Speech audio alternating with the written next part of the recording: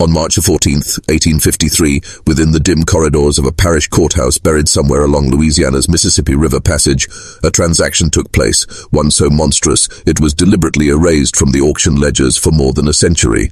A pregnant woman was sold for not $12, just 12. The cost of a loaf of bread. The court records confirm its legality, witnessed by 7 men whose signatures still bleed across the parchment of that deed.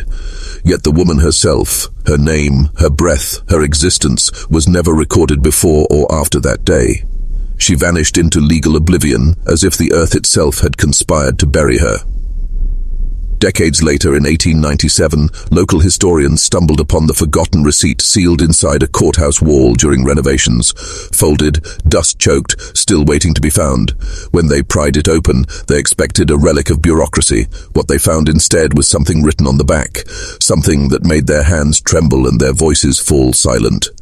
They resealed the document within the wall, choosing ignorance over revelation. Tonight, we uncover what they buried, and why the descendants of those 7 witnesses spent generations ensuring that silence endured.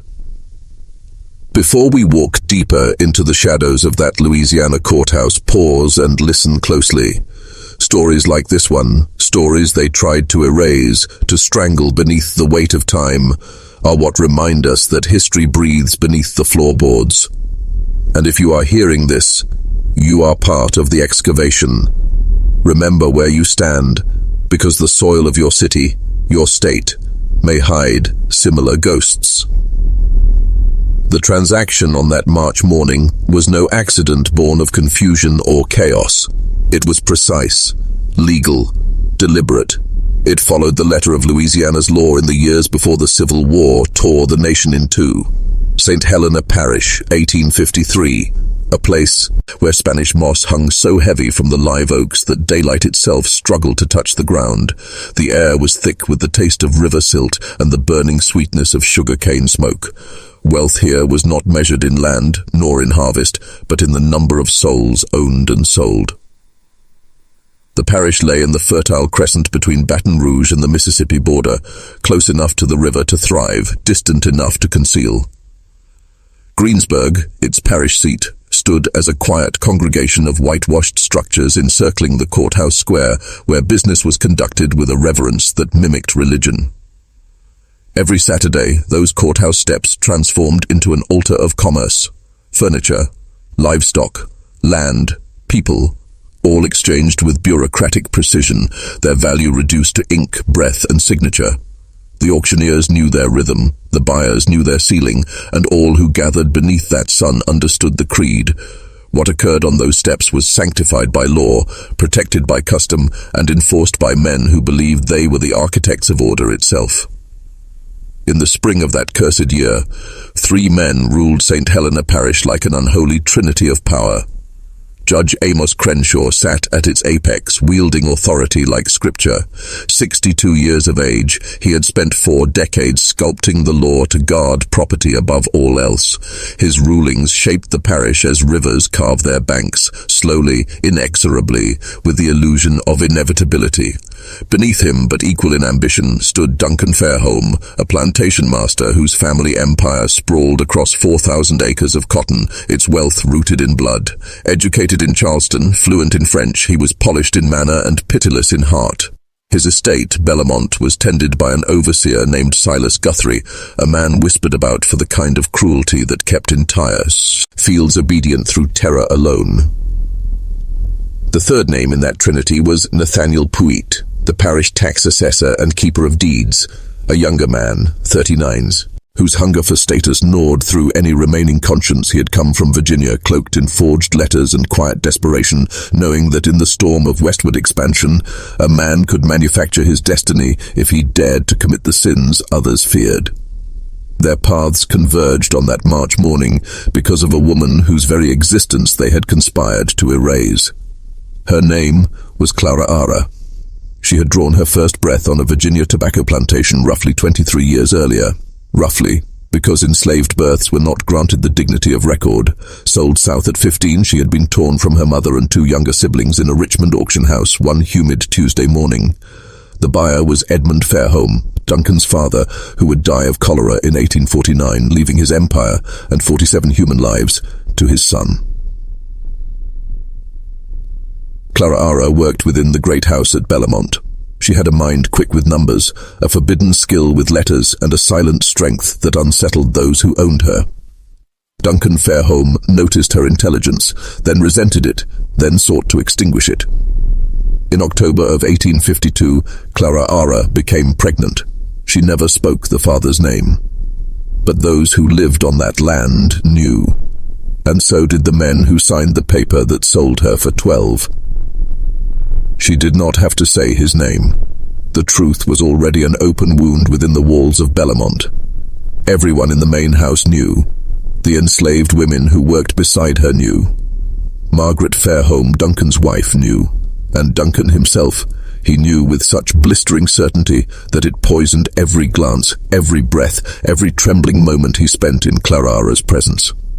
His hands would quake when he looked at her, his jaw would lock until the tendons in his neck stood out like ropes. For the child she carried was not his, it belonged to his younger brother, William. William Fairholme was the mirror Duncan could never bear to face. Where Duncan was rigid and cruel, William carried an ease that disarmed. Where Duncan saw human beings as line items in a ledger, William, despite his privilege, despite his cowardice, saw the rot within the system that sustained him. He was 28, unmarried, and exiled to the overseer's cottage at the far edge of Bellamont, under the pretense of managing the northern fields. In truth, he spent his nights reading abolitionist pamphlets smuggled up from New Orleans, drinking bourbon by candlelight, wrestling with the contradiction of a man born into evil, yet longing to oppose it. His connection with Clara began with words. She brought meals to his cottage twice a day. He asked her about Virginia, about the world before Bellamont's chains. She answered sparingly at first, wary of the white man's curiosity. But his listening was different, patient, without command. Slowly, carefully, conversation began to breach the invisible boundaries of their world. Weeks turned to months. The questions grew softer. The silences grew longer, and what began as dialogue became something far more dangerous. A bond forged in defiance of every law, every cruelty, every expectation of their time. By December, Clara's pregnancy had become visible, and William, propelled by a fragile courage, did something no Fairholme had ever done. He went to his brother. He stood inside Duncan's study, beneath portraits of ancestors who had built their empire on stolen lives, and he made an unthinkable offer. He asked to buy Clara's freedom. No written record remains of that confrontation, but its aftermath is documented with surgical precision. Duncan did not simply refuse, he erupted. He took his brother's plea as blasphemy, an act of treason against blood, law, and legacy. To him, William had violated the sacred order of property. He had endangered the fragile illusion of racial hierarchy that held their world together. And worst of all, he had shamed the Fairholme name, a sin Duncan deemed unforgivable. William argued with desperation. He declared his love for Clara. He confessed the child was his. He begged Duncan to let them go north to a free state where they might live beyond the reach of Louisiana law. Duncan's reply was a sentence carved from ice. Clara would indeed be sold, but not to some distant trader. That would be too merciful, too easy. Duncan wanted punishment, not separation. He wanted his brother to watch. He arranged for her to be listed in a public auction scheduled for March the 14th, a routine sale of property seized for unpaid debts, held on the courthouse steps in full daylight under the sanction of the law. And there, Duncan revealed the depth of his cruelty. He set Clara's minimum bid at 12 cents. The number was not random. It was symbolic, surgical.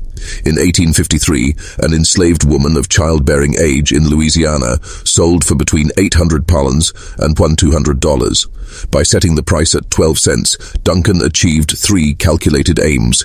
He declared before God and man that Clara held no worth in his eyes. He humiliated William, branding the woman he loved as less than a newspaper. And, with the cunning of a sadist, he ensured no legitimate buyer would come forward, for in the brutal arithmetic of slavery, price signified value. A woman listed at 12 cents could only mean one thing. She was diseased, broken, or cursed. No plantation owner would risk even pennies on such refuse. Duncan knew precisely who would bid. That was the point. The sale was never meant to sever Clara's suffering. It was meant to transfer it, to place her under the hand of one man whose cruelty was legendary, Silas Guthrie, the overseer whose shadow ruled the fields. The night before the auction, William Fairholme vanished. He left no letter, took no horse, and was last seen walking barefoot toward the river under the shroud of midnight. He was never seen in St. Helena Parish again. Some whispered that he fled north to join abolitionist circles in Boston. Others said he walked into the Mississippi and never came back up. But all agreed on one thing. By dawn, only Clara remained, and her price was 12 powerlessness. That was the word that drifted through the quarters after William vanished. Some whispered he had fled north. Others murmured darker things, that Duncan had seen to it personally, that his brother now lay buried in the cane fields where the unmarked graves of the enslaved already sank beneath the weight of forgotten years. But the truth, when uncovered, proved far simpler and infinitely more terrifying. In the blue-grey hours before dawn, William Fairholme had gone to the home of Judge Amos Crenshaw, the very man whose signature made damnation legal. He came desperate, trembling, stripped of all pretense. He offered everything he possessed, his inheritance, his title, his land, roughly $3,000 in total, for one thing, a favor. He begged the judge to invalidate the sale, to declare it unlawful on any possible technicality, to buy him time to save the woman and child he loved. Crenshaw listened with the stillness of stone, the kind of silence that mocks. When William finished, the judge leaned back, his expression that of a man humoring a child, explaining why the sea should run uphill. His reply was short, surgical. "Did your brother sign the proper deed of sale?" he asked. William nodded, helpless. "Then the transaction is legal," Crenshaw said. "Your grief does not supersede property law. Good evening, Mr. Fairholme." When William stepped back into the cold, he understood for the first time that every pillar of power, every law, every courtroom, every man who claimed to serve justice, stood firmly with his brother. Not because they were monsters, though many were, but because mercy itself was a threat. If compassi on could overturn ownership, the entire machinery of their world would crumble. In that moment, William saw the truth that made men like Duncan unassailable. Love had no standing in the law of property. That same night, Clara spent her final hours at Bellamont. She did not cry. She sat among the women in the quarters, women who had endured the same chains, the same grief, and they surrounded her like a living prayer. They braided her hair and sang songs older than Louisiana, older even than America, songs that had crossed oceans in the bellies of ships, carried by those who refused to let their memories die. They knew she would not return. They knew what Silas Guthrie did to women he owned. An elderly cook named Bethy, who had survived 50 years of bondage, pressed something into Clara's hands, a small cloth bundle. Inside lay a knife no longer than her palm, its blade wrapped in oil-stained linen. "You hide this," Bethy whispered, her voice shaking with the weight of generations. "You hide it good, and when the time comes, you do what needs doing." Clara nodded. She understood perfectly. The blade was not for protection, it was for mercy, for the child inside her if suffering grew unbearable, for herself if escape was impossible. That night, as the air thickened with smoke from the sugar fields, she sewed the knife into the hem of her dress, her fingers steady though her mouth tasted of iron and fear. Morning came grey, as if the sky itself refused to witness what would follow. At 10 o'clock sharp, the auction began. Clouds pressed low over the courthouse square, their color matching the moral decay of everything transpiring below. Around 40 people gathered, some for livestock, some for furniture, a few for flesh. Nathaniel Puit stood at the top of the courthouse steps, the deed of sale trembling slightly in his hands. His voice, practiced and hollow, carried across the square with the rhythm of routine. Female, age approximately 12, "23 years," he read. "House-trained. Literate, though such skill is of questionable value. Currently with child. Minimum bid, 12 cents. A low murmur spread through the crowd. 12 cents. The figure itself sounded diseased. Something was wrong with this one. Men who had come to bid turned away, muttering, "Why risk money on defective property?" The market of human flesh obeyed its own perverse logic. Cheapness was suspicion. At the front stood Silas Guthrie, hat pulled low, eyes sharp beneath the brim. He waited with the patience of a predator, knowing that soon the crowd would fall silent, that he alone would speak, that Clara would become his for the price of a coin. Duncan's cruelty had calculated everything to perfection. But then, something unexpected broke the pattern. From the back of the square, a voice rose above the murmurs. 12 cents, it called out. The auctioneer froze, heads turned. The man who had spoken was a stranger, tall, thin, his coat coated with dust from the road. His face bore the wear of years under the sun, yet his posture was wrong for a field hand. He stood too straight. His gaze did not flinch.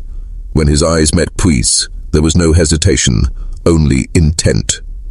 For the first time that morning, the ritual of the sale faltered, and for a single breath, every man present felt something unfamiliar, something dangerously close to fear. Nathaniel Puys hesitated. His voice wavered like a man sensing the air had shifted into something unnatural. "You are bidding 12 cents for this property?" he asked, his gaze narrowing on the stranger standing in the back. "Your name, sir?" The man's reply came slow, deliberate.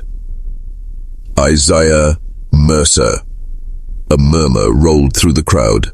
Puig's eyes flicked towards Silas Guthrie, whose face for the first time that morning betrayed confusion. This was not part of the arrangement. Duncan Fairholme had made certain Guthrie would be the only bidder, that the sale would proceed quietly, without spectacle, without witnesses to conscience. Yet here stood a man no one recognized, stepping directly into their carefully written script. "Do you even have 12 cents, Mr. Mercer?" Puig asked. Mercer moved forward with measured steps, his boots heavy against the courthouse stones. From his pocket he drew 12 copper pennies, old, dull, and yet gleaming beneath the grey light, and placed them upon the podium. "I do." From the shadowed entryway of the courthouse, Judge Crenshaw observed. His eyes, cold and practiced, followed every movement.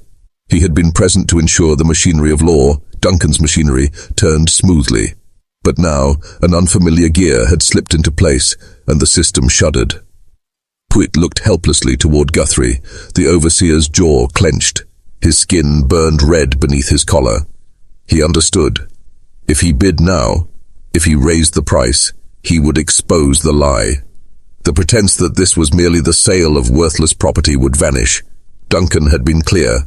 Wait until the crowd disperses, then make the quiet purchase. But if he stayed silent, Clara would belong to the stranger. The seconds stretched long. The square seemed to hold its breath. Even the wind stilled. Then, Guthrie broke. 13 cents. Isaiah Mercer did not pause. 25. 50. Guthrie snapped, his voice cracking. $1, Mercer answered. The crowd shifted, whispering now. This was no ordinary auction. Two men locked in battle over a woman marked as defective property. What did they see that others could not? What secret lay behind the price of her flesh? $2, Guthrie barked. 5, 10. And then, silence. Guthrie's defiance drained away. Duncan's orders rang in his ears. Do not overpay. Do not draw attention. But attention was already drawn. The charade had collapsed.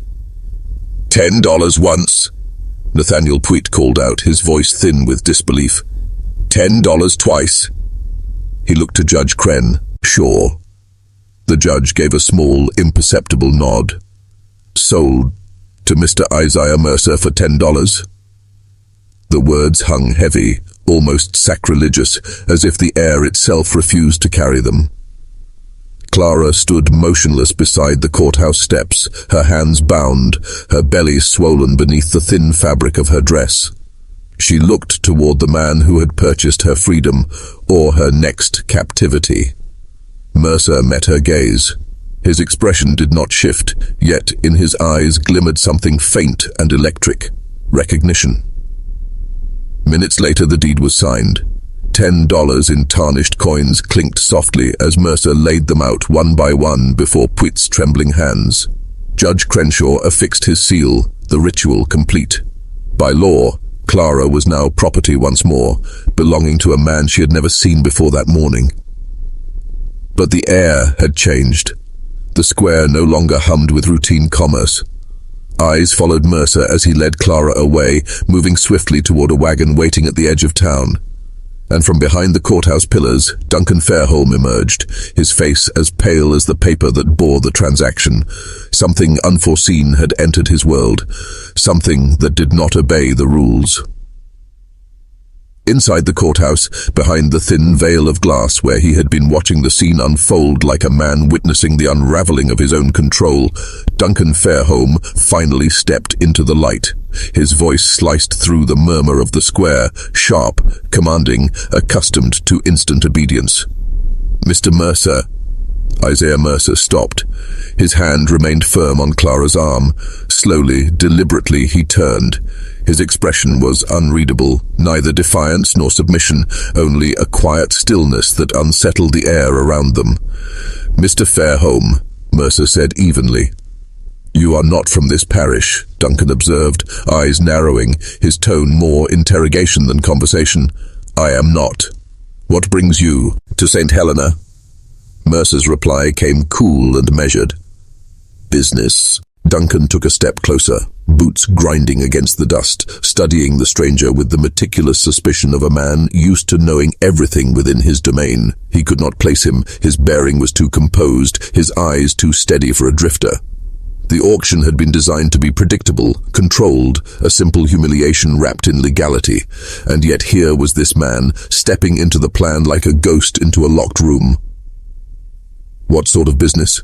Duncan pressed. "My own sort," Mercer said quietly.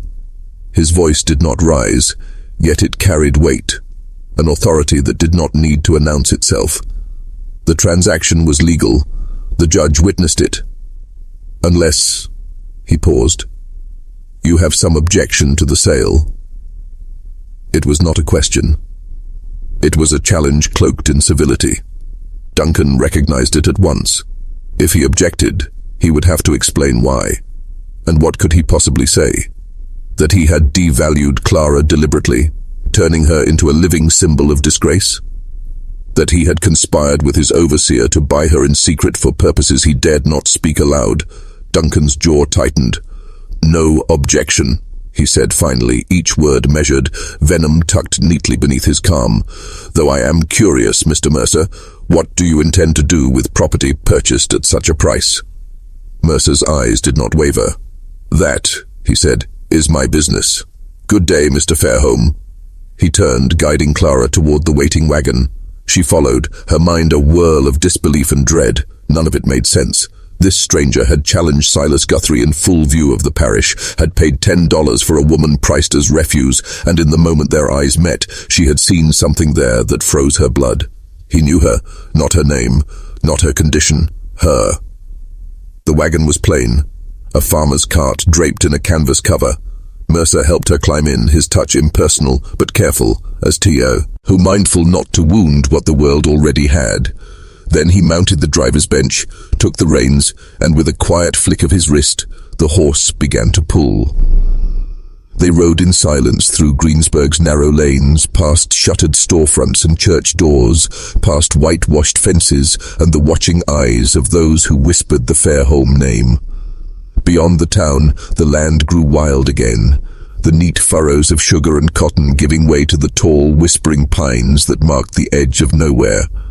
Only then, when civilization had melted into the forest's shadow, did Isaiah Mercer speak. "You do not remember me." Clara's voice was soft, cautious. "Should I?"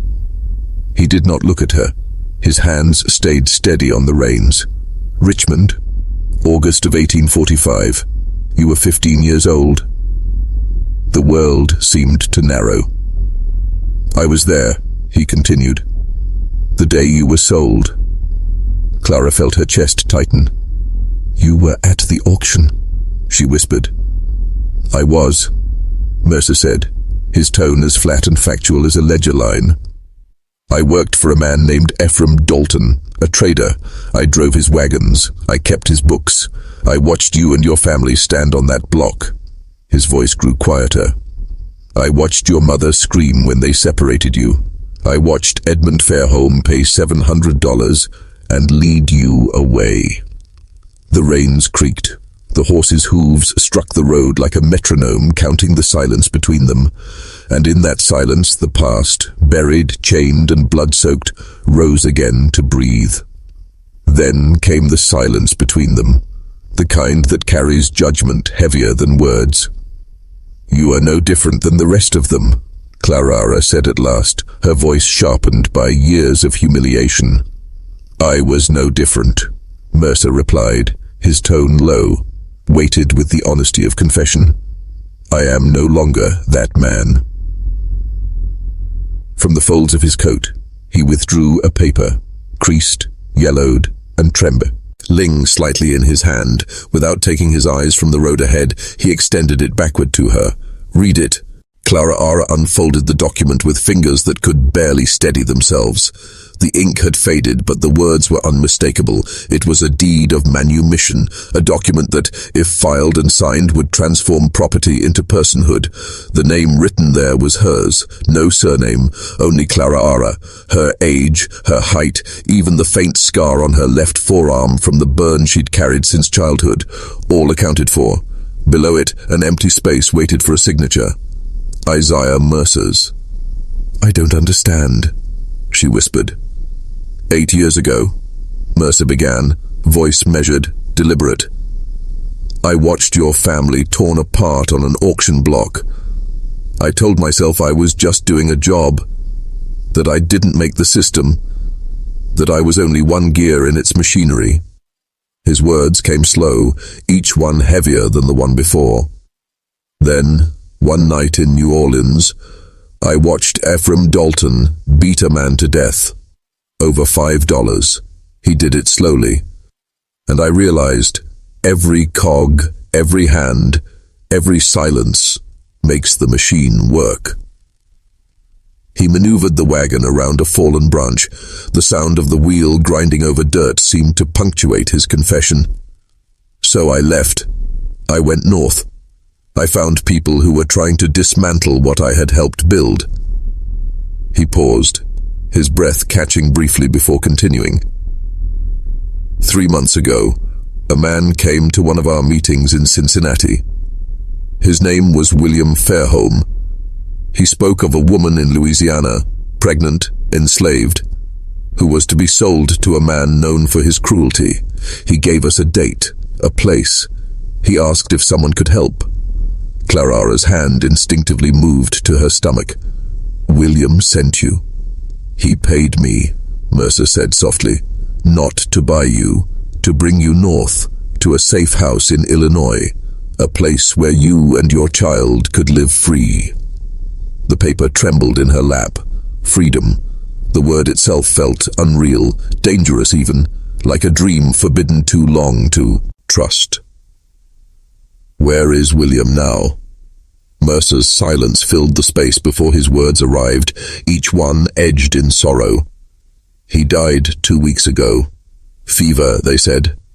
He was in Kentucky arranging passage for others, but those I work with, they think it wasn't fever.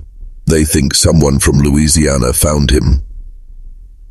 Clara closed her eyes, the memory of William rising in her mind, his soft defiance, his impossible promises whispered under the dim glow of oil lamps. Duncan had him killed, she said. It wasn't a question. Mercer nodded once. We can't prove it, but yes, I believe he did. The wind through the pines howled like a chorus of the unburied. Just when it seemed that Clara's ordeal had reached its end, when freedom appeared finally within her grasp, the truth lurking behind St. Helena Parish began to stir. The story, it turned out, was not over. Its darkest chapter had only just begun. If this story is giving you chills, share it with someone who hungers for the dark corners of history. Tap the like button to keep our torches burning and subscribe, because what follows is not fiction. It's the kind of truth that crawls under your skin and stays there. Now, let us continue. The wagon pressed north through the dimming afternoon, its wheels groaning against the rutted earth. The landscape grew wilder, lonelier, a corridor of trees swallowing the road, as if the forest itself sought to bury their passage. Mercer spoke sparingly, his words measured, instructive. They would travel by night, he explained, avoiding main roads, relying on hidden sanctuaries, safe houses, tended by free black families and a few rare white allies. Weeks, perhaps months would pass before Illinois, before safety, before the faintest whisper of freedom. But Clara felt something wrong. Something coiled in the silence between the creak of the wagon and the rhythm of the horses. It wasn't fear. It was instinct. That primal sense, honed by years of surviving among predators. And that instinct screamed one truth. Isaiah Mercer was lying. Not about everything. His guilt might have been real, his tears perhaps honest, but the story he told was wearing a mask. The rescue felt rehearsed. She replayed the auction in her mind. Mercer's arrival timed to perfection. His bid placed at the exact heartbeat of chaos. His effortless victory over Silas Guthrie. Too perfect, too easy. Because Duncan Fairholme did not make mistakes. He calculated outcomes the way generals map a battlefield.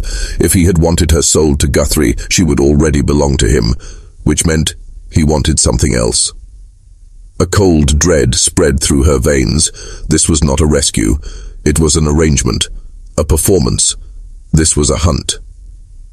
That night they stopped in a clearing swallowed by forest, miles from the nearest settlement, where the firelight could not betray them to passing eyes. Mercer built a small fire, his movements mechanical, practiced. He handed her a strip of dried meat and a wedge of cornbread. She ate without tasting, her thoughts spinning like storm winds. If Duncan had wanted her dead, Bellamont would have sufficed. Death came easy there, quiet, unmarked, unquestioned. Enslaved way, Omen vanished all the time. No one whispered their names, but Duncan hadn't wanted her dead. He wanted something worse. He wanted William erased, not merely gone from the world, but ruined in memory, in legacy. William was already dead, fever, they said, but death alone could not satisfy Duncan Fairholme. No, he wanted the proof. Proof that William's love, his rebellion, his betrayal, had birthed nothing but suffering. And as the wind moaned through the trees and the embers flickered low, Clara began to understand. She was not the survivor of William's story. She was the evidence of his punishment. And somewhere, out there in the dark, the hunt had already begun. The truth, as it unraveled that night beneath the black canopy of the Louisiana woods, was more monstrous than Clara could have ever imagined. Duncan Fairholme's cruelty had no boundaries, his vengeance no conscience. He needed the child she carried not simply to suffer, but to become a living monument to his brother's ruin. This was not an escape, it was an execution disguised as mercy.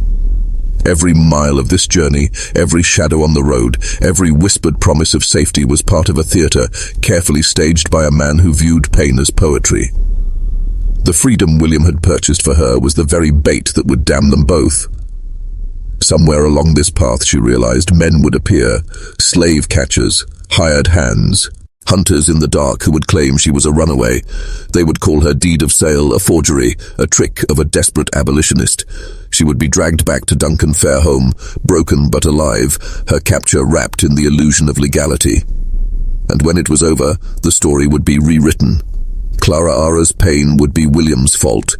His love would be turned into her curse, his compassion into her sentence. It was perfect, so vilely, perfectly planned.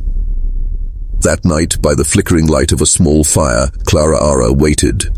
Mercer sat across from her, his silhouette motionless, hat brim low, head resting against a tree. The fire cracked and hissed, its glow pulsing across his face. She watched his breathing slow, steady. Then, from the hem of her dress, she drew the knife Bethy had given her, a blade no longer than her hand, glinting like a sliver of moonlight. She tested its edge against her thumb, sharp enough to end this. She could kill him now while he slept, silence him, steal his horse, and vanish into the woods. But the thought collapsed under the weight of reality. She was alone, pregnant, unarmed beyond that single knife. The world beyond this clearing was vast and merciless, and a black woman traveling alone was a death sentence written in daylight. Every path led back to a noose, every face to suspicion. No, the knife would not free her. Perhaps only the truth could. "I know this isn't real," she said quietly. For a moment there was only the crackle of firewood. Then Mercer stirred.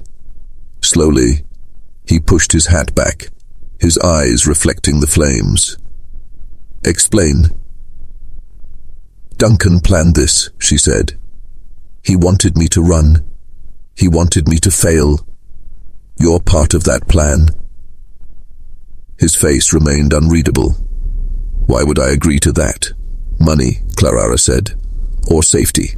Maybe he threatened to expose you for helping runaways. Maybe he paid you more than William Duatis." I don't know how, but I know this isn't what you told me it was."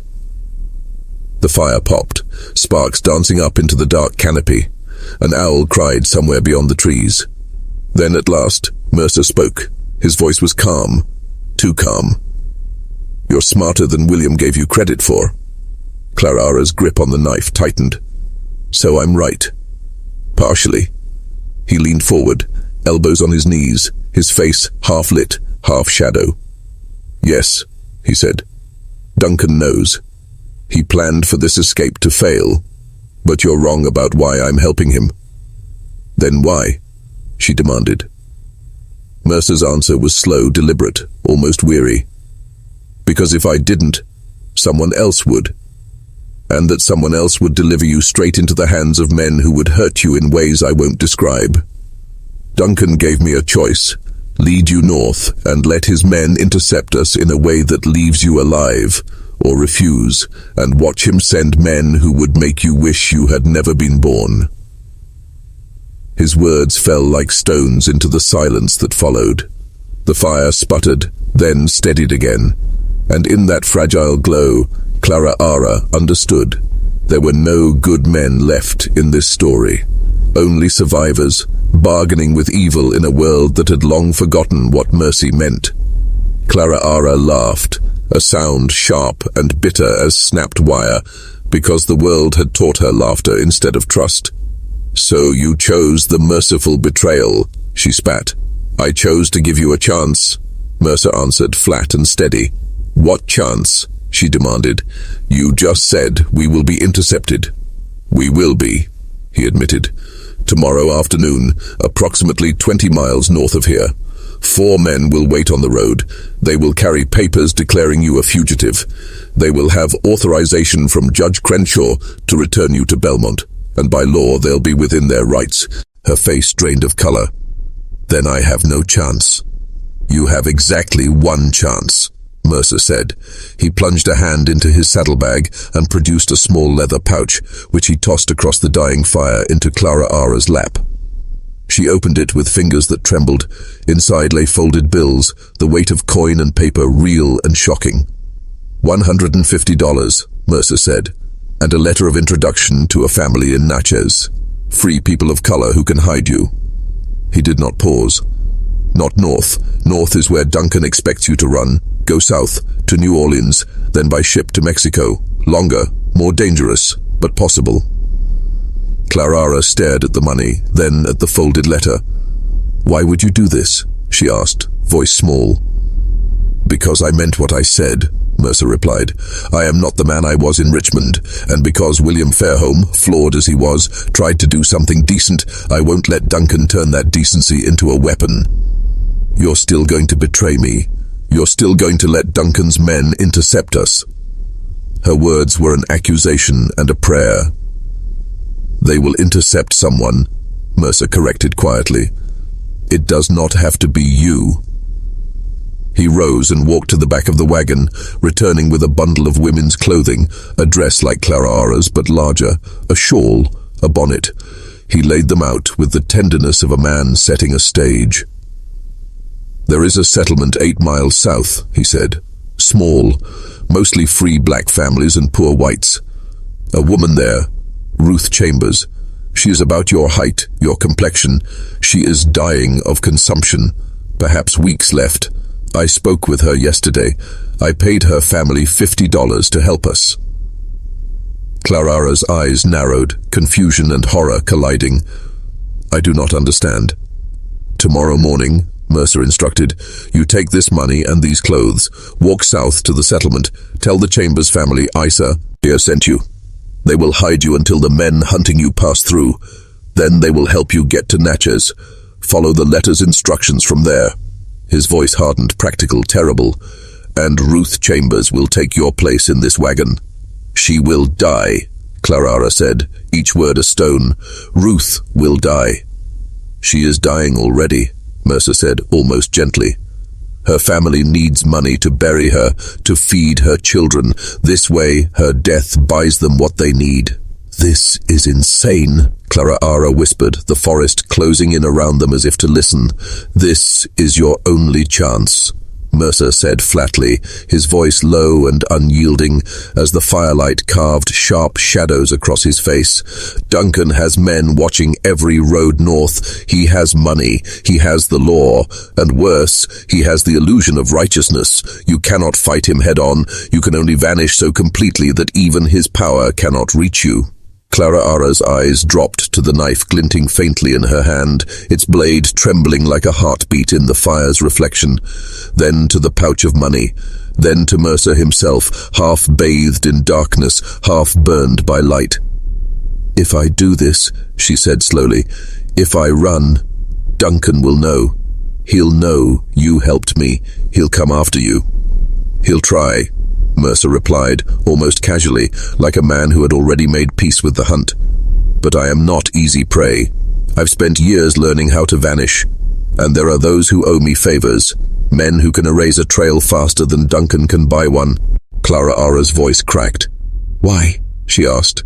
Why would you risk this for me? For a long time, Mercer said nothing. The forest around them seemed to lean closer, as if listening. Finally he spoke, his tone hushed and heavy. In Richmond, he began, when they tore you from your mother's arms, you didn't scream. You didn't beg. You stood there on that auction block, 15 years old, surrounded by wolves, and you looked at every one of them as if you could see through their skin. You looked at them like you knew exactly what they were and what they were capable of. He swallowed hard, his voice catching on the edges of memory. I've seen that look in my dreams, every night, for 8 long years. It never leaves. It's time I did something that might let me forget it. The words hit Clara like cold iron. She felt the tears rise, but she buried them deep. Tears were a currency she could not spend. In her world, crying meant surrender. It meant acceptance. And she had long ago taught herself to turn grief into armor, to let sorrow petrify into something unbreakable. Mercer's tone changed again, lower now, cautious, as though the dark itself had ears. There's something else you need to know, he murmured, about Duncan Fairholme. Clara looked up sharply. What about him? Before William died, Mercer said, he told me things about his brother, and about Bellamont. He paused, weighing the next words like stones. You were not the first. Clara froze. The first what? The first woman Duncan sold to Silas Guthrie, Mercer said.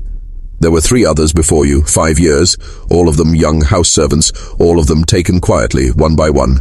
Duncan would invent some small crime, an argument, a broken vase, a misplaced key. Then he'd have them removed from the estate. He'd sell them to Guthrie for suspiciously low prices, but the papers were always in order, always legal, always witnessed by Judge Crenshaw. The forest seemed to exhale. "What happened to them?" Clara asked, her voice barely audible. Mercer's reply was grim, almost clinical. 2 were dead within a year, one from what Guthrie called an accident, the other from fever, or so they claimed, but those at Bellamont said she'd been beaten until her body broke. The 3rd woman, her name was Sarah, she vanished completely. Guthrie said she ran away. No one ever saw her again.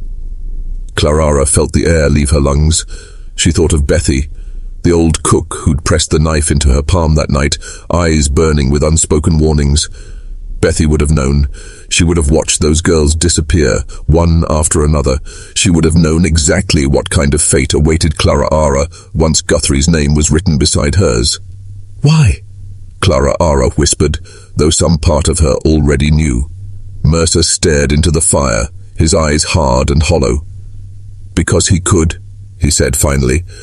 "Because the law made him a god, and when men are handed absolute power, they show the world what kind of devils they really are." He turned his gaze toward her, steady, remorseful, unflinching. Duncan Fairholme is one of those devils. He was a man who delighted in other people's pain, especially the pain of women who carried intelligence, dignity, or any spark that threatened his fragile supremacy. And Judge Crenshaw did not merely tolerate this, he enabled it. Every sale was meticulous, every transfer of human lives dressed in legal clothing.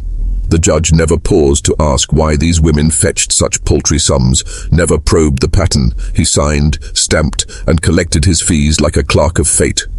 Clara's fingers tightened around the knife. 3 women before her vanished by the same cold apparatus, erased with the sort of thoroughness that makes history forget them as if they had never breathed. William had unearthed the truth about a year earlier, papers hidden in Duncan's study, ledgers that smelled of ink and rot. That discovery cracked him open. He began reading abolitionist tracts, convinced at last that the sickness lay not only in particular cruelties, but in the system itself. He begged his brother to free the people of Bellamont. He offered to renounce his inheritance if Duncan would release them. Duncan only laughed. When Clara's belly showed, William saw a single chance to make amends.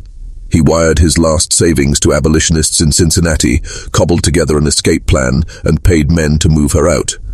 But the net had been threaded with betrayal. Someone in Cincinnati, some hand in the chain, sold the information to slave catchers, and the catchers sold it on to Duncan. By the time William understood the leak, Duncan had already retooled the auction, rearranged the choreography so that Clara would land exactly where he wanted, in Guthrie's hands, legally, publicly, undeniably. So why did William go to Kentucky if the plan had failed? Clara asked, voice hollow with the ache of it. Mercer's jaw hardened. Because he kept looking for another way. He hoped to reach Underground Railroad conductors, secret routes, messages, people who might mount a second rescue. But Duncan's reach was longer than any of us imagined. He's tied to slave catchers across 5 states, men who make a living hunting human beings. When William started asking questions in Kentucky, someone turned him in. 3 days later, he was dead. Clara let the words settle. William, reckless and idealistic, had tried and tried again. That must count for something, even if it did not save him. They said fever killed him, she murmured. What really happened? We'll never know with absolute certainty, Mercer said, voice small and bitter. His body was found in a Louisville boarding house. The proprietor said he'd been ill 2 days, stomach pain, vomiting, gone in his sleep.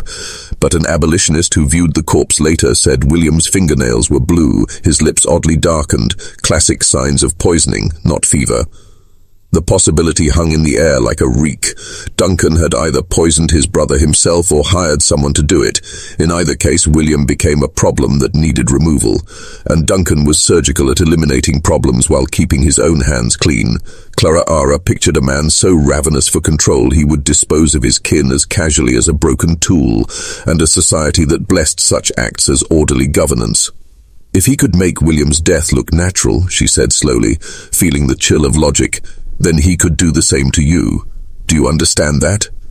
In the flickering half-light of a dying world, a plan is whispered. Dangerous, desperate, and drenched in the blood of consequence. It is a plan that sends one soul southward, while another woman, Ruth, takes her place in the jaws of fate. But this plan, as cunning as it sounds, can only succeed if the devil himself, Duncan Fairholme, believes it was born from sincerity. If he senses betrayal, if he even smells deceit, the cost will not be mere punishment. It will be death. A death without mercy, without meaning, without name. Mercer knows this. He knows it with the cold precision of a man who has spent too long navigating the machinery of cruelty, yet still, he chooses risk.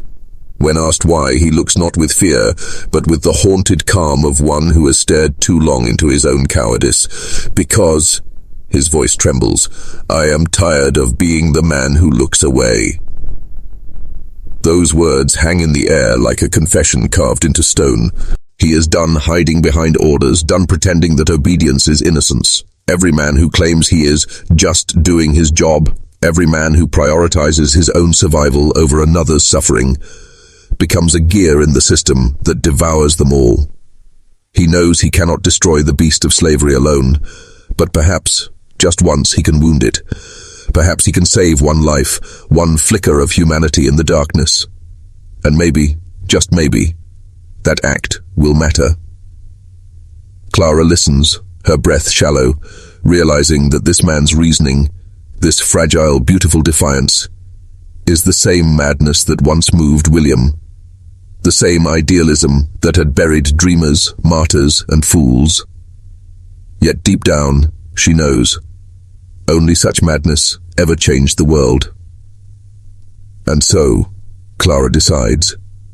Her voice does not tremble when she says it. She will go south, but she must know how deep the roots of this plan truly go. The Chambers family, she demands. How did you find them? How did this begin? Mercer answers like a man unraveling months of sleepless nights. For 3 months, he has traveled across the swamps and shadows of Louisiana, sowing fragments of hope where none should grow. He made contacts, bribed families, built networks in whispers. The Chambers were one of 3 who agreed. Clara's eyes widen. 3 families, 3 roots. Mercer nods. Contingencies. Because he has learned from the monster he once served. Duncan Fairholme is not the only one who thinks several moves ahead. Something shifts inside her, a strange, aching respect. This man, once her family's destroyer, has now spent months engineering her salvation. With the same precision Duncan used to break lives, Mercer has tried to repair one. And in that realization, Clara understands something rare. Redemption is not a grand gesture. It is the slow, deliberate labor of unmaking the person you once were. But then, like a chill in the air, another name surfaces. Ruth, the dying woman who will wear Clara's chains long enough for her to escape them. When they discover the truth, Clara whispers, what will they do to her? Mercer's reply is quiet, almost mournful. Nothing, he says. By then, Ruth will already be slipping beyond pain. The fever will take her before they can. His words hang like a requiem. They will not torture a dying woman, and they will not prove she deceived them. For all anyone knows, I simply made a mistake. I believed she was you. But Clara knows Duncan Fairholme. He will never accept excuses. Mercer's jaw tightens. He doesn't need to accept it, he says. He only needs to accept that he cannot prove otherwise. Even Duncan has limits to what he can do in daylight. Clara wants to believe him, But faith is a fragile thing in a world like this. Still, she has no better path. She thinks of Ruth Chambers, a woman she has never met, giving her final breath so that another may live. It is a debt no lifetime could repay. "I want to see her," Clara says, her voice firm now. "Before I leave, I want to thank her." Mercer's warning comes sharp. "That is not wise. The less you know of each other, the safer you both remain." But Clara's defiance burns through the fear. "I do not care about safe," she says, her tone like iron. "A woman is dying for me. The least I can do is look her in the eye and swear I will not waste what she gives." In that moment, the horror of this world reveals its cruel symmetry. One woman fading into fever, another stepping into the unknown, both trapped in the machinery of men, both defying it in the only way they can, by refusing to look away. He studied her in silence, eyes steady, unreadable, as though weighing not just her words, but her soul. Then finally Mercer nodded. "We will stop at the settlement in the morning," he said.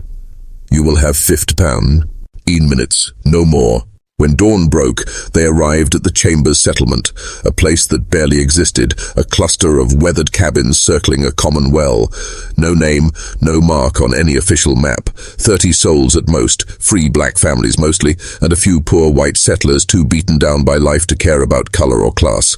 It was the kind of place that lived in the blind spots of power, unseen, unrecorded, and surviving only through invisibility. Ruth Chambers lived at the farthest edge, in the smallest cabin, a home already claimed by the slow, cruel shadow of death. Her husband had been gone 2 years, taken by a logging accident that split more than wood. Her 3 children, aged 4, 8, and 12, were being watched by neighbors. She had come here to die in quiet, though consumption offered no quiet death. It was a disease that devoured from within, hollowing the body until it became its own prison. Every breath a gasp, every exhale a countdown. Clara stepped inside the dim cabin. Mercer followed, silent. The air was thick, a mix of sickness, smoke, and sage. The herb burned weakly in a clay bowl near the window, its bitter perfume waging a hopeless war against the smell of decay. Ruth lay on a narrow bed near the far wall. Her body barely disturbed the thin blanket that covered her. Her skin had taken on the pallor of ash, her bones visible through paper-thin flesh. But when she opened her eyes and looked at Clara, the light in them was piercing, sharp, alive. "You are the one," Ruth whispered. The words came out as air more than sound. "I am Clara," she replied softly. "They told me you were worth saving," Ruth said. "I wanted to see if that was true." Clara stepped closer. "I don't know if I am worth what you are giving," she confessed. Ruth's lips curved faintly. "Nobody is worth a life," she murmured. "But that isn't why I agreed. I agreed because my child, Ren, need what Mr. Mercer paid, because I am dying anyway, and if I must die, I would rather my death mean something." Clara's throat tightened. "Your children?" she asked quietly. "What will happen to them?" "My sister will take them," Ruth said, her breath shallow. "The money will feed them through the winter, maybe even buy a small piece of land. It's more than I ever could have given them." Clara's eyes burned.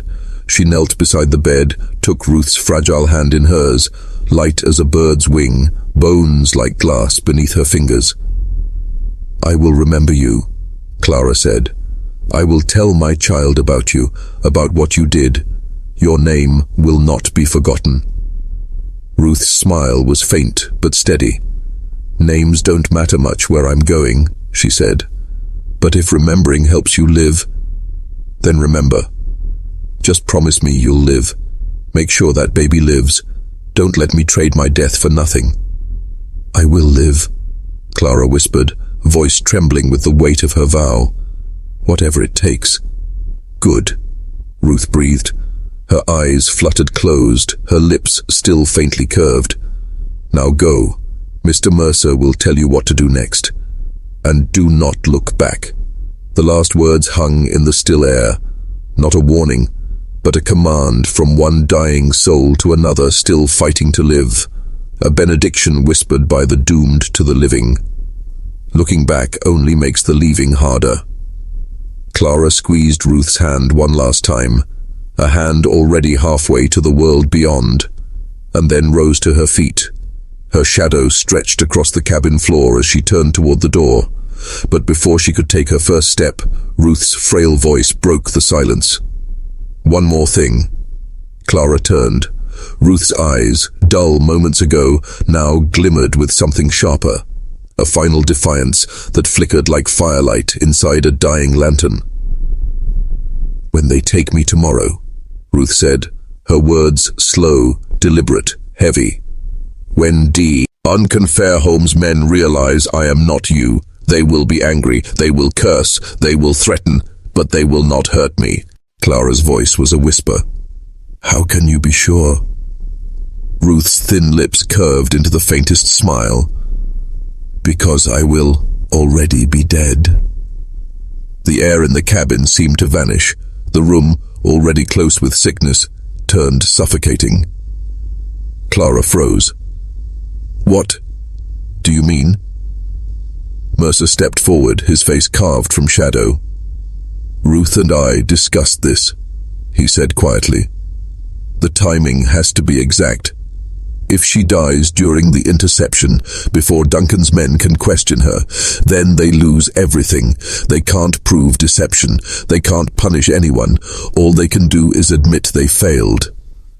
"You're planning to die," Clara said, her voice trembling, "at exactly the right moment." Ruth's eyes flickered toward her. "I'm planning," she said softly, "to die on my own terms." Her voice, though faint, carried a power that filled the small room. "Consumption will take me soon. Days, maybe weeks. But this way, I choose how. I choose when. My death will mean something. It will end something." Clara understood then. The medicine, the morphine or laudanum left by the settlement doctor, wasn't just to ease pain. It was to control it. Ruth planned to take enough to silence her body forever, timed perfectly so that when Duncan's hunters arrived, they would find not a fugitive, not a witness, but a corpse. A wall of finality no threat could cross. It was a plan at once brilliant and monstrous. "You've thought of everything," Clara whispered. Ruth gave a weak, rattling laugh. "No," she said. "Mr. Mercer thought of everything. I just agreed to it. Now go, before I start coughing again and ruin this dramatic exit." Clara wanted to say something, anything, to bridge the chasm between them, to tell Ruth that she understood the enormity of what she was doing, that she would carry this act, this sacrifice, like a scar of gratitude for the rest of her life, that she would find Ruth's children someday, and tell them their mother died, not in sickness, but in defiance. But Ruth's eyes were already closed. Her chest rose and fell in shallow, uneven waves. Mercer was waiting at the doorway, hand lifted in silent urgency. So Clara left. She stepped out into the white glare of morning, her lungs burning with air that suddenly felt too heavy. Behind her, that small cabin, that crucible of courage and death, seemed to fade into the earth itself. She knew she would never see Ruth Chambers again. Within 2 days, Ruth would be gone. Gone by her own will, gone to buy Clara's life with her death. Outside, the sun had already begun to sharpen the air with heat. Mercer handed her the leather pouch, heavy with money, heavier with meaning, and the folded letter of introduction. "There's a path behind the cabin," he said. "It leads south through the forest. Follow it for 3 miles. It will bring you to a road. Take that road west until you reach a tavern called the Black Swan. The owner's name is Marcus. Tell him Isaiah sent you. He'll know what to do next." He paused, his voice lowering into something that felt like ritual. "Then you follow the letter's instructions. Trust no one who doesn't use the passwords written there. Travel only at night. Avoid main roads. Get to Natchez. Board a ship. Get to Mexico." And as his words sank into her, the world around them seemed to grow still, as if even the wind dared not disturb the terrible, sacred machinery of what had just been set in motion. "Disappear so completely," Mercer said, his voice low but steady, "that Duncan Fairholme spends the rest of his miserable life wondering what became of you." Clara nodded, the words sinking into her bones like iron. She shifted the bundle of clothes under her arm, feeling the press of fabric against the hidden pouch of money, her ticket to another life. "What about you?" she said softly. Mercer's expression darkened. "I will go north with Ruth, deliver her to Fairholme's men. Then, I vanish too. He will hunt you," Clara warned, a tremor in her voice. "Let him try." Mercer's grim smile carried no warmth. "I've been running from ghosts my whole life. I know how to disappear." For a moment, silence filled the space between them. A silence heavy with the unspoken weight of everything that had been risked and everything about to be lost. Clara wanted to say something profound, something that captured the strange bond forged between the hunted and the haunted. She wanted to speak of redemption, of second chances, of men who found fragments of goodness after walking through hell, but no words came close. So instead, she did what words could not. She stepped forward and wrapped her arms around him. Mercer froze, startled by a gesture that felt too human for the world they lived in. Then slowly, carefully, he returned the embrace. "Thank you," she whispered. "Survive," he said simply. "That's all the thanks I need." They parted. Clara turned toward the narrow path Ruth had shown her. She didn't look back. She couldn't. Looking back only made the leaving harder. Behind her, Isaiah Mercer stood motionless, watching until her figure dissolved into the mist of the trees, a shadow swallowed by the wilderness. Then he turned back toward the cabin, toward the dying woman whose sacrifice now held both their fates in its fragile grasp. Inside, the air was heavy, thick with the scent of sickness and morphine. Ruth Chambers lay waiting, her eyes half open, her body already surrendering to the inevitable. Mercer sat beside her, neither speaking nor praying. There was nothing left to say. When dawn crept through the cracks of the cabin walls, Clara was already miles away, the forest path swallowing her footsteps. Mercer hitched the wagon and returned to his role on the last act in a cruel theater of survival. By sunrise, Ruth Chambers sat propped up in the back of the wagon, wrapped in Clara's shawl, her face hidden beneath a worn bonnet. The rags Mercer had stuffed around her waist to mimic the curve of pregnancy gave her a frail illusion of life, a disguise built on desperation. Her breath came shallow, her eyes glassy with pain, but she nodded once when Mercer asked if she was ready. They rode north.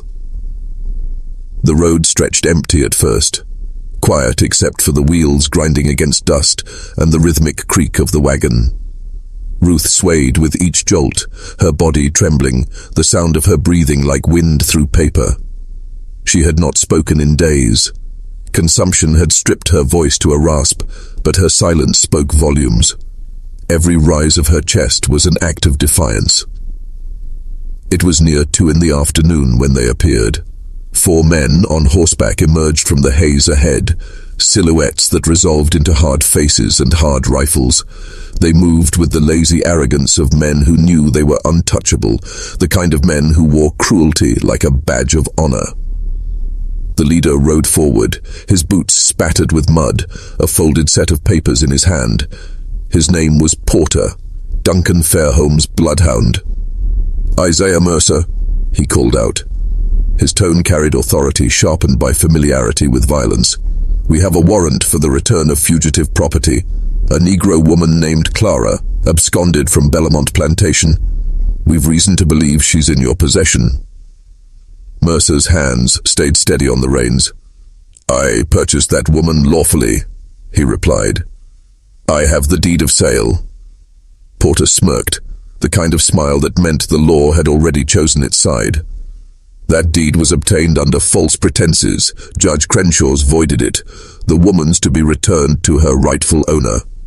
He nudged his horse forward and climbed down, boots thudding against the dry road. Without waiting for permission, Porter yanked back the wagon's canvas covering.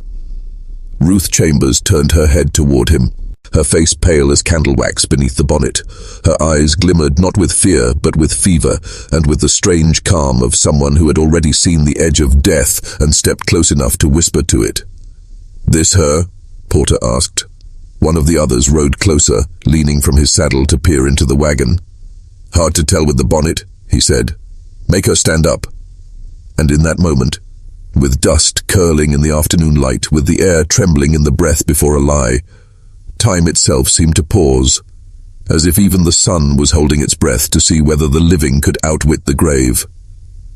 "She is ill," Mercer said flatly.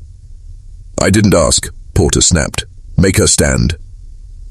The order dropped like a stone between them, cold, immovable. Mercer hesitated only a moment before climbing into the wagon. His boots sank into the straw as he reached for Ruth. She was light as air, her frail frame trembling with the effort to rise. He placed one steadying hand beneath her arm and with the other adjusted the shawl to keep the deception intact. But as she stood, her knees buckled and the crude pregnancy pillow beneath the fabric shifted slightly out of place. Porter's eyes narrowed. "She looks wrong." "Consumption," Mercer replied evenly. "She caught it on the journey. I'm taking her south again. She's too ill to travel north." Porter's mouth curled into a sneer. "Convenient." He stepped forward, his gloved hand shooting out to seize Ruth's arm. She gasped at the sudden violence and the bonnet slid back, revealing her face, hollow, grey, drained of life. For a fleeting second, under the right light, she could have passed for Clara, but only if you squinted, only if you wanted to believe. Porter didn't. "This is not her," he said slowly, venomously. "I assure you," Mercer replied, his tone calm, his heartbeat not. "This is the woman I purchased from the auction in Greensburg." Porter's eyes turned to steel. "You're lying." He released Ruth with a shove. She fell backward, her frail body hitting the wagon bed with a dull, sickening thud. Porter turned to his men. "Search everything," he barked. "She's here somewhere." And the world erupted into chaos. The men tore through the wagon like wolves through a carcass, ripping open sacks of grain, scattering supplies across the road, thrusting their rifles beneath the driver's bench, slashing open the tarps, and checking beneath every fold of canvas. They searched with the desperation of men who could already feel the sting of failure in their boss's eyes, but there was nothing to find, because Clara was gone, truly gone. Porter stood in the dust, his breathing hard, the official papers now crumpled in his fist, meaningless parchment against the heavy silence of defeat. He had been promised an easy job, easy money. Now he was empty-handed, and Duncan Fairholme did not forgive failure. "Where is she?" he roared. Mercer met his glare without blinking. "I don't know what you're talking about. This is the woman I purchased. If she's not the one you're looking for, that's not my concern." The calmness in his voice was a weapon. It made Porter's blood boil. "Duncan Fairholme will hear about this," Porter growled.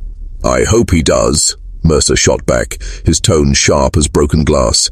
"Perhaps he'll explain why his men harass law-abiding citizens over property disputes." For a long, tense moment, no one moved.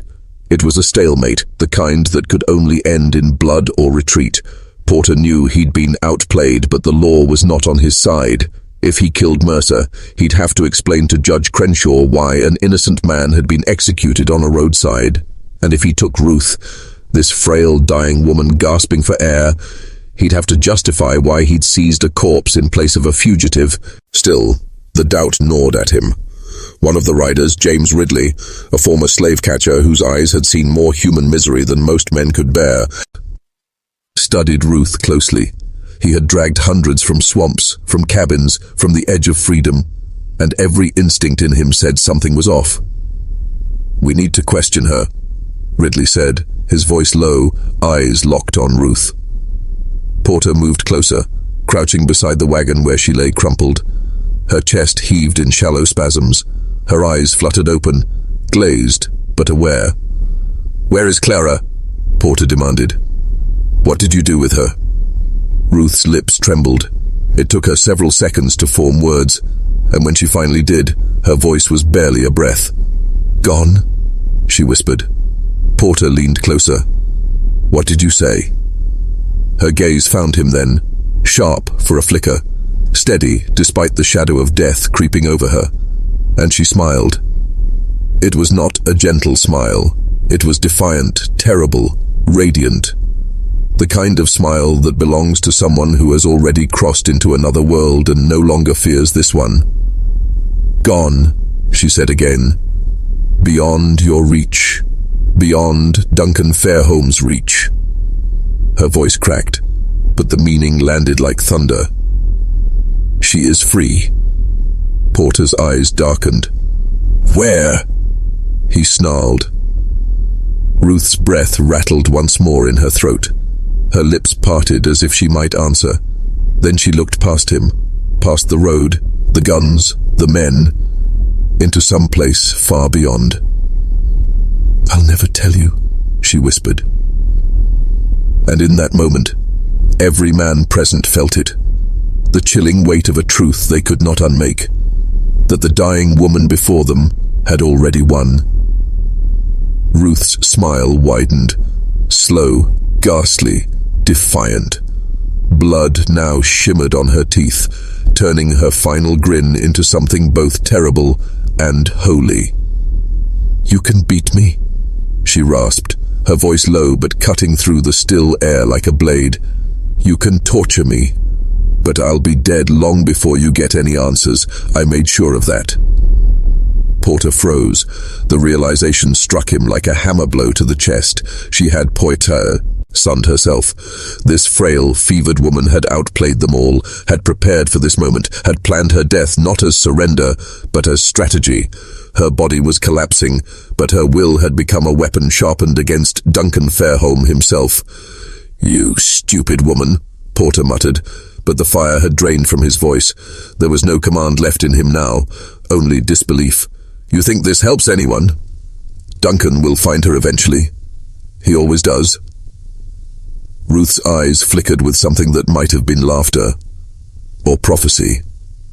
"Maybe," she whispered, blood now pouring freely from her mouth, mingling with the foam gathering at the corners of her lips. "Or maybe she'll vanish into a world where men like you and Duncan Fairholme have no power. Maybe she'll grow old. Maybe her child will live free. Maybe your whole rotten system will crumble into dust and be remembered only as a nightmare our descendants will struggle to believe was real." Her breathing faltered, sharp, wet, broken. She fought for air as her body betrayed her, but her voice pressed on like a curse that would not die. "I die, knowing I helped destroy something Duncan spent months building." She paused, a ragged inhale, a trembling exhale. "What will you die knowing, Mr. Porter? That you hunted human beings for money, that you served a machine designed to crush souls, that when given a choice between cruelty and mercy, you chose cruelty." The last words hung there, heavy and eternal. Ruth Chambers took one more shallow breath, and then, with a quiet rattle that seemed to echo for miles, she was gone. She died there, on that cracked Louisiana road, beneath the brutal southern sun. 4 slave catchers stood over her body, motionless. Isaiah Mercer watched from beside his shattered wagon, his face unreadable. And James Ridley, the veteran hunter who had seen more death than any man should, felt a coldness crawl into his bones that would never leave him again. He would carry the sound of Ruth's final words for the rest of his life. Porter said nothing for a full minute. The silence felt endless. Finally he straightened, his face a mask carved from defeat. "We bury her here," he said. "We tell Duncan we intercepted the wagon, but the woman died before we could question her. We tell him Mercer claims she was the one from the auction, but we couldn't confirm before she died. We tell him the trail's gone cold. One of the men shifted uneasily. "Duncan will know we failed." Porter's eyes darkened. "Duncan will know exactly what happened," he said. "He'll know he was outmaneuvered, but he won't be able to prove it. And without proof, he's powerless." And so, under a merciless sky, they buried Ruth Chambers in a shallow grave beside the road. No name carved into wood, no word spoken, no prayer whispered. Just another black body swallowed by Louisiana soil, one of thousands who would never be mourned, never be remembered, except by the land that drank their blood. Isaiah Mercer stood apart, silent. When it was done, and the men had mounted their horses and vanished into the horizon, he remained, staring at the mound of disturbed earth. He did not kneel, he did not pray, he was not a man of faith, but he spoke her name aloud 3 times, each repetition an act of reverence, as though by naming her he could bind her courage to the world. Then, with the quiet resolve of a man who knew his part in a much larger story, he turned north. He would uphold the illusion that he had been transporting Clara to freedom. He would feign confusion over Ruth's death, file the necessary report with Judge Crenshaw, and claim compensation for his loss. Weeks later, the reply came back stamped and sealed. Request denied. Judge Crenshaw ruled that Mercer had purchased the property as is, and therefore bore all liability. The 12-cent minimum bid, the judgment read, proved the seller had been aware of the defect. No compensation would be issued. And thus, in its own twisted, bureaucratic way, the system achieved its perfect ending. Every signature in place, every rule followed, every cruelty justified by paperwork. On paper, the law had triumphed, but in truth, the law had been broken by the dying breath of a woman who refused to be silent. The law had done its duty, cold, exact, and merciless. Every signature was in place, every decree properly filed. The machinery of justice had functioned exactly as it was built to function, not to protect the innocent, but to preserve the illusion of order. And yet, against this towering edifice of law and vengeance, Duncan Fairholme's revenge had been undone, shattered not by armies, not by courts, but by a dying woman and a former slave trader desperate to find redemption before the grave claimed him too. Years passed. The war came and went, but one man, James Ridley, the hardened slave catcher who had watched Ruth Chambers die, would never escape the image of her final smile. It was 1868 when his resolve finally broke. Racked by guilt and trembling beneath the weight of what he had seen, Ridley sought out a Methodist minister named Reverend Thomas Hargrove. In a dim church study, he confessed every sin, every capture, every act of cruelty.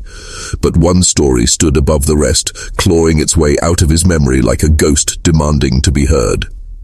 He described that March afternoon in 1853, the heat, the dust, the sound of Ruth's breathing as it slowed. He described her last words, the blood glistening at the corners of her mouth, and the terrifying serenity that overtook her as death approached. He told the Reverend how she smiled, not in fear, but in triumph, as life slipped from her body, content in the knowledge that she had destroyed Duncan Fairholme's machinery of cruelty from within. "I have captured more than 200 fugitives in my lifetime," Ridley confessed, his voice shaking. "I've seen men cry, I've seen women beg, I've watched families torn apart, but I have never seen anyone choose death the way Ruth Chambers did. She turned her last breath into rebellion. She died free, even though the law said she wasn't, and that haunts me more than all the others combined." Reverend Hargrove, realizing the gravity of what he'd heard, wrote it all down, every word, every shuddering detail, but he never published it. The confession sat locked in his papers for the rest of his life, hidden away like a cursed relic of the nation's past. When the Reverend died in 1902, his daughter, Sarah Fletcher, discovered the document among his belongings. The words on those pages chilled her. She was horrified. not only by the cruelty described, but by her father's silence. For 34 years he had carried this truth, preserved it quietly as though recording evil were enough, as though bearing witness absolved complicity. Sarah refused to let it die with him. In 1931, she published the confession in a small abolitionist journal, one that few people read, but one that ensured Ruth Chambers' defiance would live on in ink and record. And that single act, quiet, almost forgotten, is why we know her story today. Why we know that Ruth Chambers chose death with purpose. Why we know she smiled as she died, certain she had cracked the spine of Duncan Fairholme's empire. Fairholme himself spent 6 fruitless months scouring the South for Clara. He hired bounty men, posted advertisements across 3 states, raised his reward from $500 to $2,000. But he never found her. In 1861, as Louisiana prepared to secede, Judge Crenshaw, the man who had legitimized every cruelty under the guise of law, died quietly, taking the truth of his corruption to the grave. 2 years later, Bellamont Plantation burned under Union fire. Duncan Fairholme survived the war, but not the ruin that followed. Stripped of wealth, stripped of purpose, he died in 1872, bankrupt, abandoned, and forgotten, in a rented room in Mobile, Alabama. His wife had left him long before. His brother's name had become a wound he refused to speak. Silas Guthrie, the overseer whose whip had once sung through the fields, was found face down in a ditch outside Greensburg in 1854.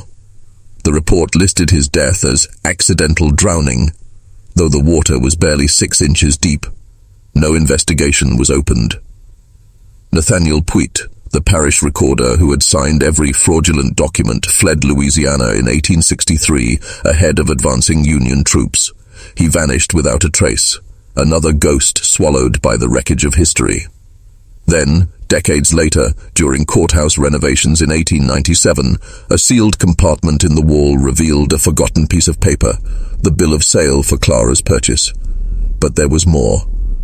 On the back, in a trembling, ink-stained hand, someone had written a message. "My name is William Fairholme. I tried to save the woman I loved from my brother's cruelty. I failed her, as I have failed in all things that mattered. If you are reading this, understand, the greatest evil is not that which wicked men do, but that which good men allow through their silence. I lacked the courage to act when it mattered. I pray that you will not." The historians who found it understood instantly what they were holding: a confession, a warning, a reckoning. But history, ever cautious, buried it once again. They sealed the message back into the wall, where it would sleep beneath dust and stone for another 100 years, waiting, like the ghost of Ruth Chambers herself, for someone brave enough to finally listen. The receipt was found again in 1998, during yet another renovation of the old courthouse, but this time it wasn't resealed, it wasn't buried, it was preserved. Today, that same brittle parchment, the receipt that once marked the sale of a human being for 12 cents, rests under glass in the Louisiana State Archives, its ink faded, but its horror still intact. Yet the question that has haunted every historian since remains unanswered: what became of Clara? Some believe she made it to Mexico, finding refuge among the small community of escaped slaves who had built lives for themselves in Veracruz, a sanctuary of those who had outrun the nightmare of bondage. Others whisper that she crossed the waters to Haiti, the first free black republic, the land that had defied empires. And some think she never made it that far, that somewhere along the journey her strength gave out, her story ending in silence beside some nameless road. Then there is another theory, proposed by a genealogist in 2006, a theory that turned speculation into hope. In the 1870 Illinois census, a woman appeared who matched Clara's description. She was listed under a new name, Clara Freeman. Living with her was a mixed-race daughter, born in 1853. The child's name was Ruth. If that record is genuine, if that woman was truly her, then it means Clara lived. It means Isaiah Mercer succeeded. It means the rescue that was meant to fail, failed to fail. The trap Duncan Fairholme designed so carefully caught nothing but air. But history refuses to give us certainty. The record is incomplete. Charred papers lost to the Civil War, names erased by time, memories deliberately buried by those who feared the truth. What survives are fragments, a deed of sale, a receipt, a hidden message in a courthouse wall, a census entry that might belong to someone else entirely. And so we are left with silence, a silence that might itself be the answer. Perhaps the reason we cannot trace Clara's path is because she did what so few could. She vanished completely. She became untraceable, unowned, unreachable. A ghost in a world that had once claimed to own her body and her name. Perhaps she achieved the one form of victory that slavery could never reverse. Total and irreversible freedom. Or perhaps she didn't make it. Perhaps she died nameless and alone, swallowed by the same monstrous system that devoured millions. A machinery of cruelty so methodical it could turn human suffering into paperwork, into ledgers, into numbers. That 12-cent transaction stands as a monument to that horror. A horror not of chains and whips, but of ink and signatures. It was legal. It was witnessed. It was recorded. And yet it remains one of the most chilling documents ever created, because it shows how evil can hide behind legality, how bureaucracy can become a weapon sharper than any blade. The law made her cheap, the signatures made it official, and every man who signed that paper, every clerk, every judge, every witness, became a participant in that crime. Their names remain there, etched in black ink, immortalized in complicity. They made choices. Duncan chose vengeance. William chose risk, too late to matter. Isaiah chose redemption. Judge Crenshaw chose law over mercy. Ruth Chambers chose defiance through death. And Clara, she chose survival, whatever it demanded. But the 7 men who stood by, who watched, who signed, they chose silence. Their descendants spent generations burying that silence, terrified of what the truth would reveal. But stories like this never stay buried. They rot through the walls of time until someone, somewhere, digs them back up. Because in the end, this was never just about Clara. It was about the system itself. A system that made atrocity lawful, that gave moral shape to evil, that allowed men to buy, sell, and destroy lives with a penstroke and a few copper coins.